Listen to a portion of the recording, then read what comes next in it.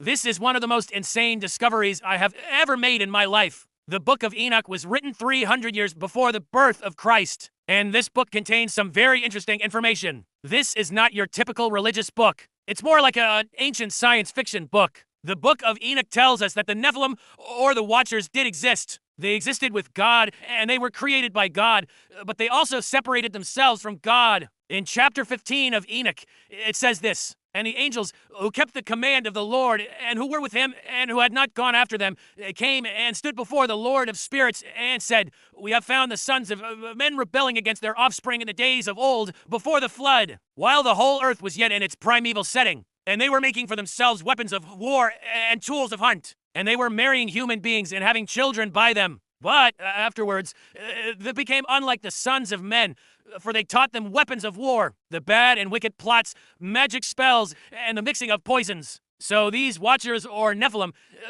were created by God. But then they rebelled against God and chose to separate themselves from God. And then they started to do all these evil things like, making weapons of war, killing people, doing all kinds of nasty stuff. And then they even had kids with human women. And then after they had the kids, they didn't take care of the kids. They just abandoned them. So then in chapter 16, verses 1 through 3, it says this, "And now the Lord said to his angels, He that has done what you have done will not stand in the presence of heaven. Yet I will turn back the heat of their faces from the offspring of men. And now I will hide my face from the earth, that it may grieve at its affliction, being overcome by the hands that are joined against it, which shall bear their fruit, their deeds, and be filled with their works, and know their deeds among the offspring of men." So here it says that the Lord turned back his face from the Nephilim, from the giants, and he hid his face from the earth. Now, what does this mean? Well, let's go over to Isaiah chapter 50 for verse 8.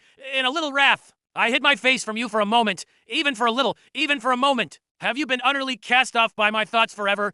Yes, forever, declares the Lord. Thus says the Lord, if I have established day and night in the fixed order of heaven, then the offspring of men shall not receive the seed of destruction." So the Lord was angry at the Nephilim, so he just turned his face away for a little bit. He hid his face. And during this time, he allowed the Nephilim to continue on earth for a little bit longer. And what happened when the Lord hid his face? What happened during this time was the flood of Noah, because before the flood, there was no war. After the flood, there was war. So the only time period where there was war and destruction was during the time that the Lord hid his face. And who knows how long that was? Maybe it was a long time. Maybe it was only a short time. But either way, the point is that this is the exact same story as the Genesis account of the flood. So if we look at the Nephilim as fallen angels, and we see that they were cast out from heaven, and they dwelt on earth, and they had kids with human beings, and they created war on earth. And then we also see that during the time that they were on earth, the Lord hid his face from the earth, and the flood of Noah happened. And then the Lord turned back his face again and judged the Nephilim and destroyed them. So if all of this is true,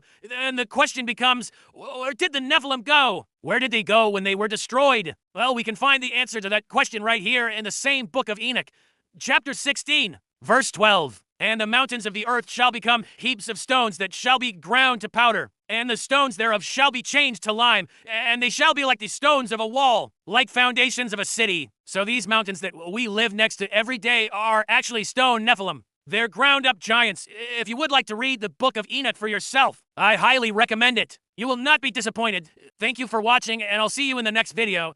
Don't forget to share, like, and subscribe.